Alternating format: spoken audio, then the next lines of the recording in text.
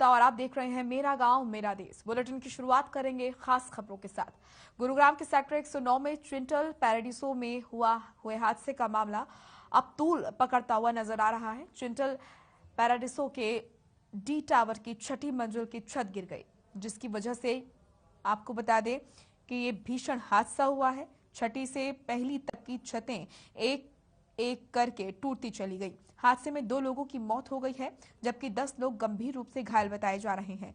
इस पूरे मामले की जांच अतिरिक्त जिलाधीश को सौंपी गई है। एनडीआरएफ की टीम लगातार रेस्क्यू करने में जुटी हुई है।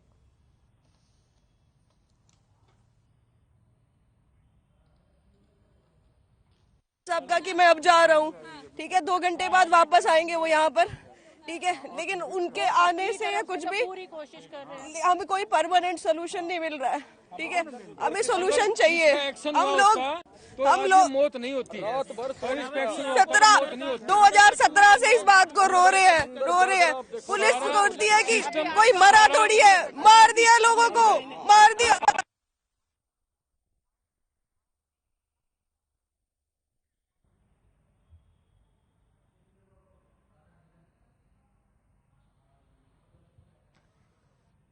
वहीं मौके पर पहुंची हमारी संवाददाता शिवानी लोहिया ने हालातों का जायजा लिया।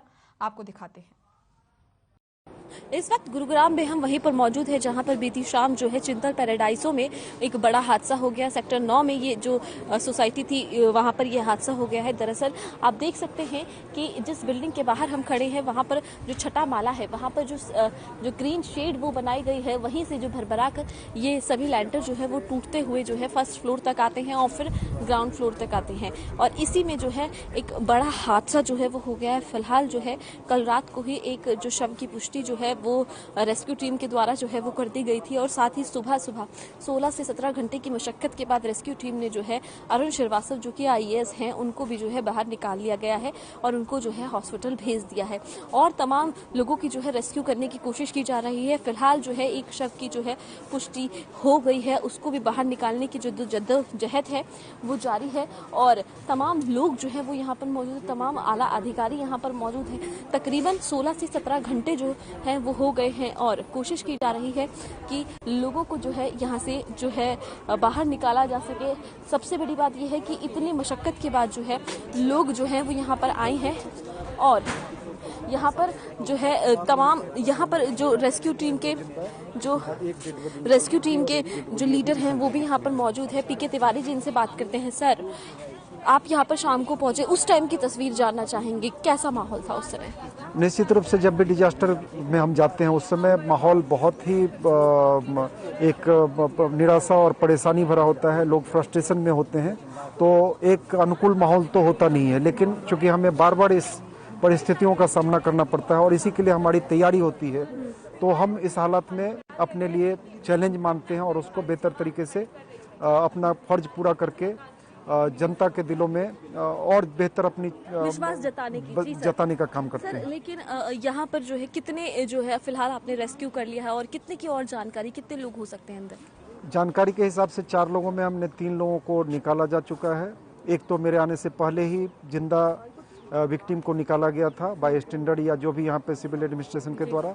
हमारे आने के बाद एक डेड बॉडी हमने कल शाम में 2nd फ्लोर से निकाली थी। एक जिंदा विक्टिम को 16 घंटे की मशक्कत के बाद अभी निकाल करके मैक्स हॉस्पिटल में शिफ्ट किया गया है और एक डेड बॉडी जो हमने लोकेट की है 1st फ्लोर पे ही, उसके लिए ऑपरेशन जारी है और जल्द ही उनको भी निकाल लेंगे। सर, मजदूर भी जो थे जो काम कर रहे थे 6ठे फ्लोर पर, उनकी कोई जानकारी जो है वो मिल पाई है? उनकी अभी कोई पुख्ता जानकारी नहीं मिली है, लेकिन यदि ऐसी कोई जानकारी मिलेगी या ऑपरेशन के दौरान ऐसा कुछ पता चलता है या फिर डिस्ट्रिक्ट एडमिनिस्ट्रेशन के द्वारा कुछ ऐसी सूचना दी जाती है, तो निश्चित रूप से हम इस ऑपरेशन को तभी खत्म करेंगे जब तक पूरी तरीके से संतोषजनक हमें उपलब्धि नहीं मिल जाती। सर, अरुण श्रीवास्तव के बारे में बात करेंगे। 16-17 घंटे किस तरीके से वहाँ पर बिताए उन्होंने? निश्चित रूप से एक हमारे लिए एक अद्भुत अनुभव था और सीखने की भी चीज थी। एक जांबाज विक्टिम के तौर पे उन्होंने अपना हौसला बनाए रखा, हम लोगों का भी हौसला बनाते रहे और बड़ी बहादुरी से उन्होंने इस कठिन टाइम को फेस किया है। तो इसीलिए मैं ऐसे बहादुर शेर दिल इंसान को दिल से नमन करता हूँ। सर, अब फिलहाल जो है डॉग स्क्वाड को भी लाया गया है, क्या कोशिश की जा रही है कि और लोगों का जो है पता लगाया जा सके? जी हाँ, डॉग स्क्वाड है हमारे पास और भी सर्च डिटेक्शन के इक्विपमेंट्स हैं, सबका इस्तेमाल करके जब तक पूरी तरीके से आश्वस्त नहीं हो जाते तब तक हम अपने ऑपरेशन को क्लोज नहीं करेंगे। सर, जो आप और क्या कोशिशें कर रहे हैं, क्योंकि मजदूरों की सबसे अहम बात है, उनका अब तक कुछ नहीं पता चला है। मजदूरों के बारे में जो सूचना मिलती है तो निश्चित रूप से हम करेंगे। अभी हमारी टीम काम कर रही है। काम के दौरान कई बार आप एक विक्टिम को निकालते हो तो सुराग दूसरे का भी मिल जाता है, तो ऐसा कुछ मिलेगा तो भी हम आगे बढ़ेंगे, या कहीं से भी कोई लीड मिलता है तो निश्चित रूप से हम उस ऑपरेशन के अंजाम तक पहुंचा के ही अपना ऑपरेशन खत्म करने वाले हैं। जो फ्लोर्स हैं उसके बारे में जानना चाहूंगी, क्या एक ही हिस्सा गिरा है या फिर पूरा का पूरा फ्लोर जो है वो गिर गया है? सिर्फ एक हिस्सा लिविंग रूम का गिरा है। 6th फ्लोर पे कोई रिनोवेशन का काम चला था, वहां से टूट के 1st फ्लोर पे आकर के पूरा मलबा जमा है, और 2nd फ्लोर से जो छत हैंगिंग हालत में 1st फ्लोर पे था उसी के नीचे अरुण श्रीवास्तव जी दबे हुए थे, जिनके बाएं पैर की जो नी है वो फंसा हुआ, एंकल फंसा हुआ था, जिसको हमने निकाल करके उनको हॉस्पिटल में शिफ्ट करा दिया। ठीक है सर, थैंक यू सर। ये थे हमारे साथ पीके तिवारी जी, जिन्होंने बताया कि किस तरीके से ये रेस्क्यू ऑपरेशन जो है 16-17 घंटे का चला है, और 16-17 के जो घंटे के जो रेस्क्यू ऑपरेशन चलने के बाद किस तरीके से उन्होंने सफलता प्राप्त की है। हालांकि 2 लोगों को जो है जिंदा यहाँ से निकाल लिया गया है, और फिलहाल एक जो महिला है उसका शव जो है कल रात को ही प्राप्त कर लिया गया था, और एक महिला का शव जो है फिलहाल जो रेस्क्यू टीम है वो निकालने में जुटी हुई है, और साथ ही जो मजदूरों की बात हो रही थी, जो कार्य कर रहे थे, उनकी भी जानकारी लेने में फिलहाल सभी लोग लगे हुए हैं। कैमरा पर्सन नैन्सी चौहान के साथ हर खबर, गुरुग्राम। तो वहीं सीएम मनोहर लाल ने भी गुरुग्राम हादसे पर दुख जताया है। सीएम मनोहर लाल ने ट्वीट करके लिखा, गुरुग्राम के चिंटल्स पैराडिसो अपार्टमेंट में निर्माणाधीन छत गिरने का दुर्भाग्यपूर्ण मामला जो समाचार है वो प्राप्त हुआ। प्रशासन राहत बचाव कार्य में जुटा हुआ है। इसके अलावा सीएम मनोहर लाल ने आगे लिखा कि मृतकों की आत्मा की शांति और घायलों के जल्द स्वस्थ होने की प्रार्थना करता हूं। साथ ही लिखा कि दुर्घटना का शिकार हुए लोगों के परिवार के साथ मेरी संवेदनाएं हैं। तो सीएम मनोहर लाल ने गुरुग्राम के चिंटल्स पैराडिसो अपार्टमेंट में हुए हादसे पर दुख जताया। ट्वीट कर उन्होंने कहा कि पीड़ित परिवारों के प्रति मेरी संवेदनाएं हैं। वहीं चरखी दादरी पहुंचे उप मुख्यमंत्री दुष्यंत चौटाला ने कई विकास परियोजनाओं का शिलान्यास किया। इस दौरान उन्होंने रेस्ट हाउस में अधिकारियों की समीक्षा बैठक ली और चरखी दादरी जिले की सभी समस्याओं का जल्द ही समाधान निकालने के निर्देश दिए। डिप्टी सीएम ने बताया कि प्रदेश सरकार पूरे प्रदेश में समान विकास कार्य करवा रही है। डिप्टी सीएम दुष्यंत चौटाला ने कहा कि वो चरखी दादरी को एक मॉडल के तौर पर विकसित करेंगे।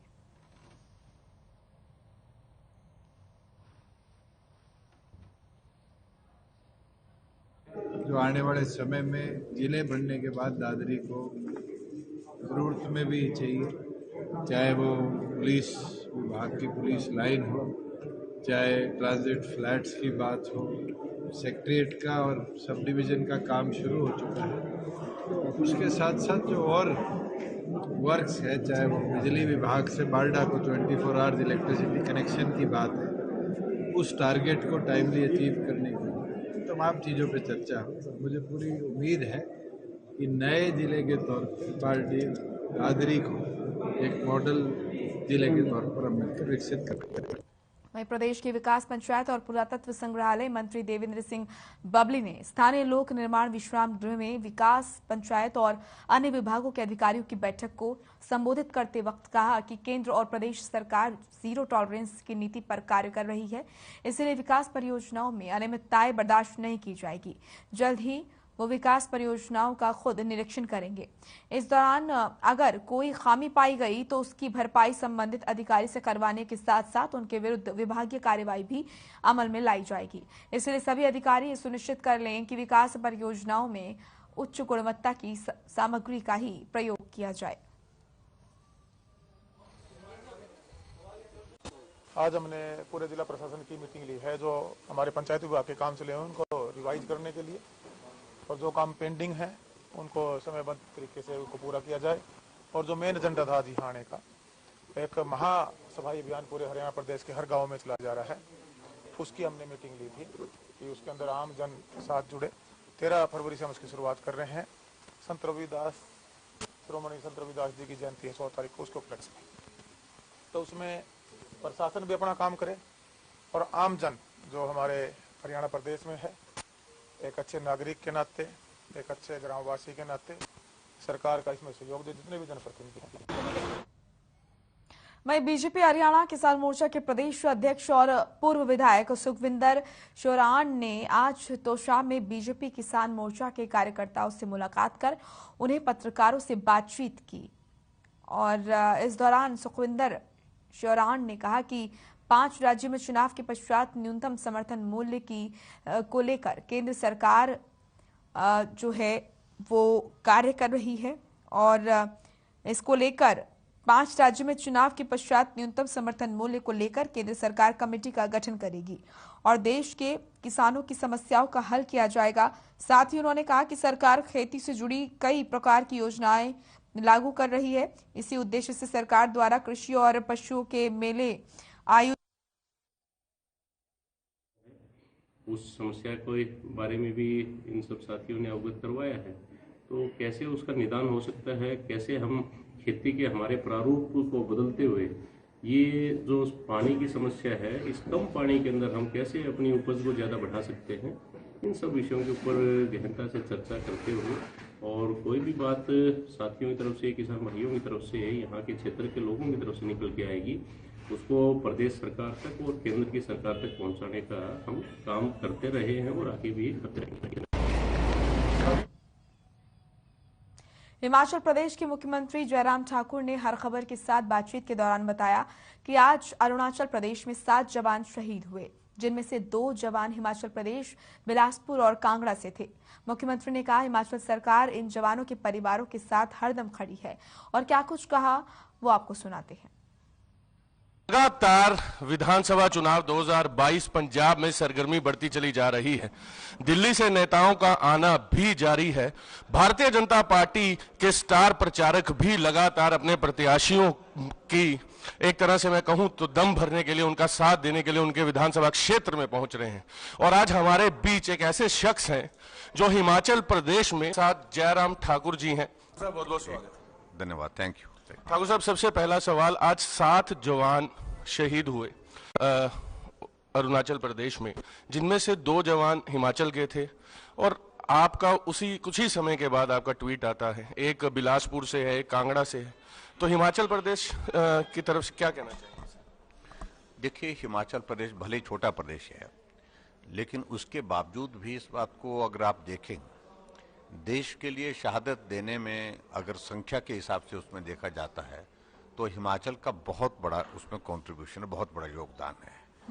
अगर कारगिल युद्ध में 4 परमवीर चक्र पूरे देश को मिले, उसमें से 2 हिमाचल को मिले। और ऐसे में जब इस प्रकार की घटना, जो अरुणाचल की घटना आपने बताई है, घटना तो सचमुच में बहुत दुखद है, क्योंकि हर रोज हमको इस प्रकार की मतलब कुछ दिनों के बाद इस तरह की सूचनाएं मिलती हैं, खबर मिलती है कि ऐसी घटना कहीं कश्मीर में हो गई, कहीं दूसरे प्रदेश में हो गई, देश की रक्षा करते करते। अभी भी जो घटना घटित हुए जिसका आप जिक्र कर रहे हैं, उसमें से 2 जवान हिमाचल प्रदेश के भी हैं और एक बिलासपुर से हैं, एक हमारे कांगड़ा जिला से संबंधित हैं।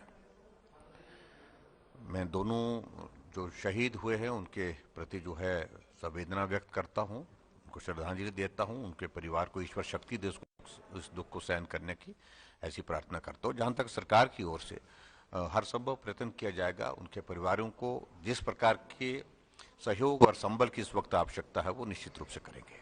ठाकुर साहब, आज आप 4 विधानसभा क्षेत्र में गए, सबसे पहले मुकेरियां गए, फिर गढ़शंकर गए, फिर श्री अनंतपुर साहब गए और जीरकपुर आए।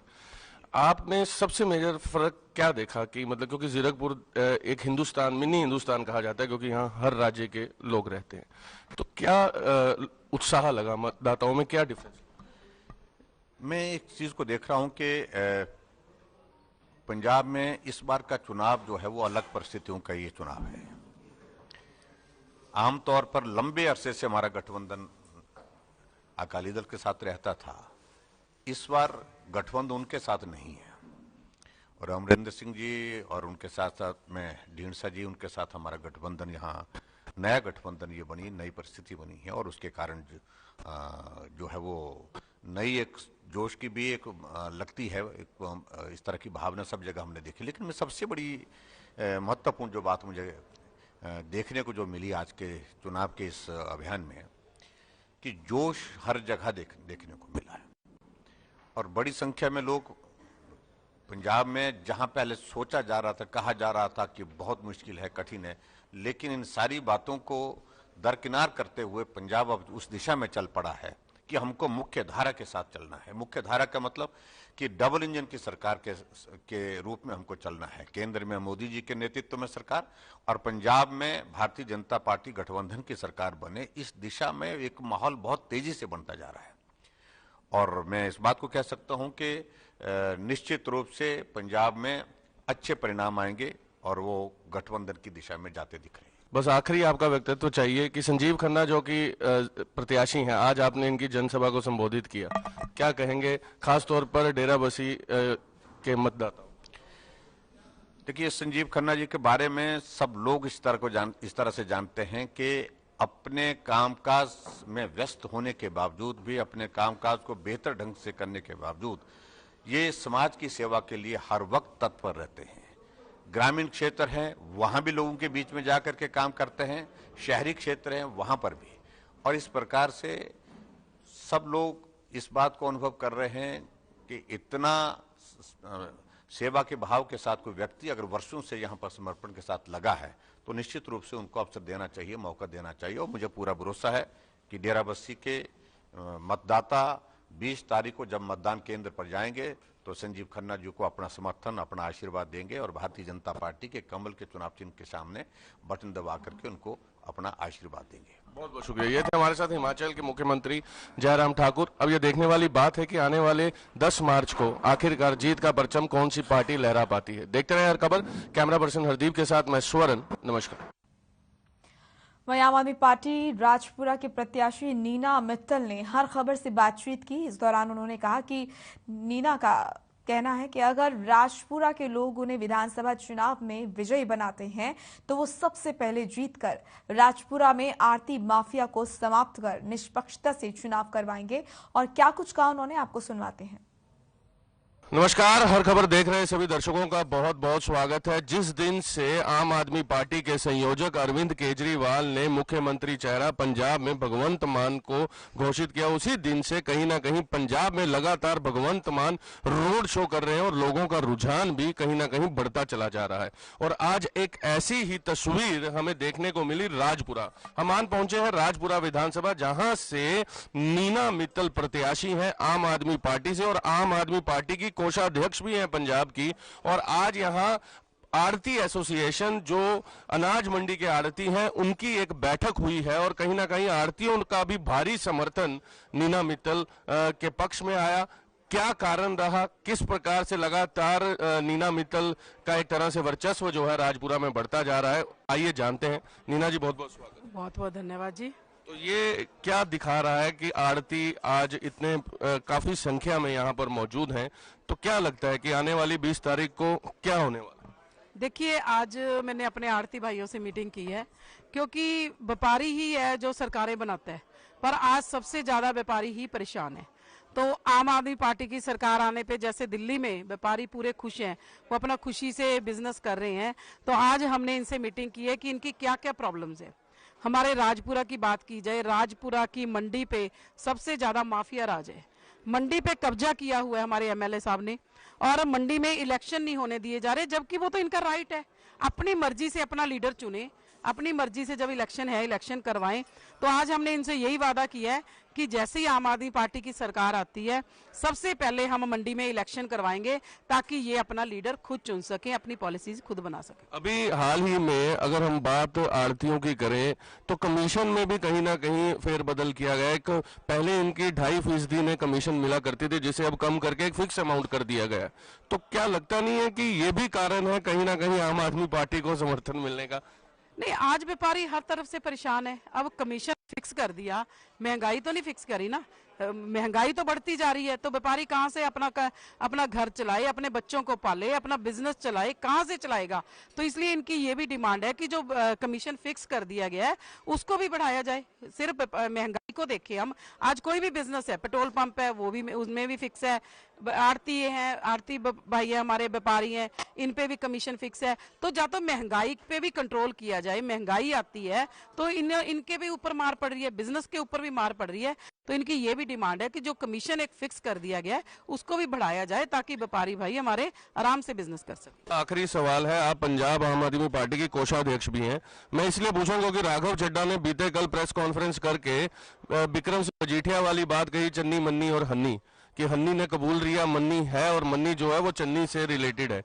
तो आप कोषाध्यक्ष रही हैं, आपको क्या लगता है कि ये विरोधियों के पास इतना कोष पड़ा है, इतना पैसा पड़ा है और ये बात सामने आ रही है, कैसे देखती हैं आप कि क्या इसका असर मतदाताओं के बीच में नजर आ रहा है कि हाँ वाकई में ये जो हुआ है गलत हो रहा है? देखिए, विरोधी पार्टियों को तो आपको पता है करप्शन कितनी है। चन्नी साहब कितने ही कहते हैं मैं आम आदमी हूँ, कितनी नकल करते हैं, कहते हैं मैं रात को 1 बजे एक किसान के घर खाना खाने गया, मैं आम आदमी।